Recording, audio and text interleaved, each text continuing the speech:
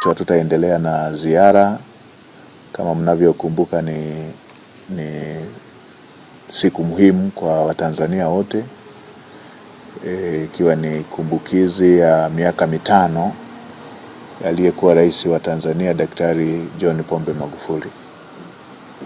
Na Daktari John Pombe Magufuli anapewa heshima zote za viongozi wakuu wa nchi yetu. Maandalizi ya misa hiyo yakiwa yanaandaliwa na serikali kwa kushirikiana na familia. Ni siku muhimu, ni kiongozi aliyegusa maisha ya kila Mtanzania, na sisi tumeondoa siku hiyo kwenye ratiba yetu ya ziara. Amegusa maisha ya kila Mtanzania kama kiongozi, lakini pia amegusa maisha ya Mtanzania mmoja mmoja.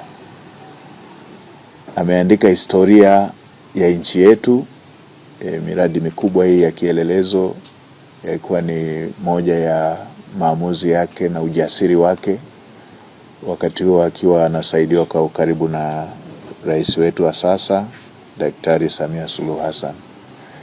Kwa hiyo kwa heshima hiyo, kesho hatutakuwa na mikutano, hatutakuwa na ziara,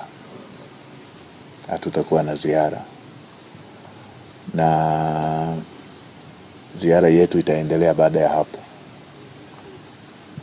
Na immediately baada ya kesho tutakuwa pia na upitishwaji wa bajeti za ofisi ya waziri mkuu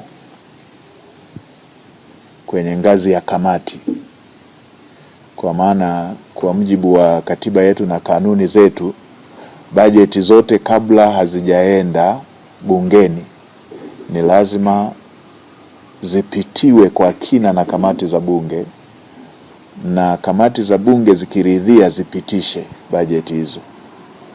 Sasa sehemu ya ofisi ya waziri mkuu inahusisha tawala za mikoa na serikali za mitaa, ambazo viongozi wake wakuu ndio hao wakuu wa mikoa, makatibu tawala na timu zao zote ngazi ya mikoa na ngazi ya wilaya, wakiwemo wakurugenzi.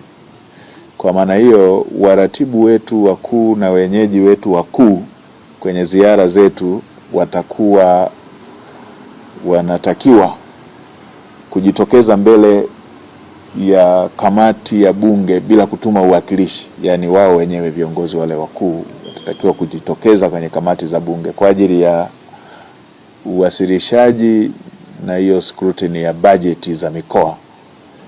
Kwa hiyo tutasimamisha ziara kidogo kutoa fursa hiyo ya kikatiba na ya kikanuni kwa ajili ya wenyeji wetu, waratibu wetu kwenye mikoa na wilaya kushiriki zoezi hilo la upitishwaji wa bajeti ngazi ya kamati. Lakini pia sababu ya tatu ni kipindi hichi pia kuna maoteo ya sikukuu, nadhani kwenye tarehe 19 ama 20 somewhere hapo plus or minus, ambayo na yenyewe tungetamani watu wahitimishe vizuri ibada. Kwa na yenyewe tutatoa fursa ya wana msafara wa ziara, lakini pia na wenyeji wetu kushiriki kwenye zoezi hilo. Na baada ya hapo tutatoa ratiba ya mikoa itakayofuata ili maandalizi yaweze kufanyika, lakini pia kutoa fursa kwa wananchi wa mikoa hiyo wasifate ziara eneo la mbali, wajue kwamba tutapita eneo fulani. Wale ambao ni wa mikoa hiyo watusubiri kwenye hiyo mikoa, wale ambao wanatamani waende mkoa jirani waipate jiografia hilo ili kuweza kwenda kwenye mikoa hiyo ya jirani.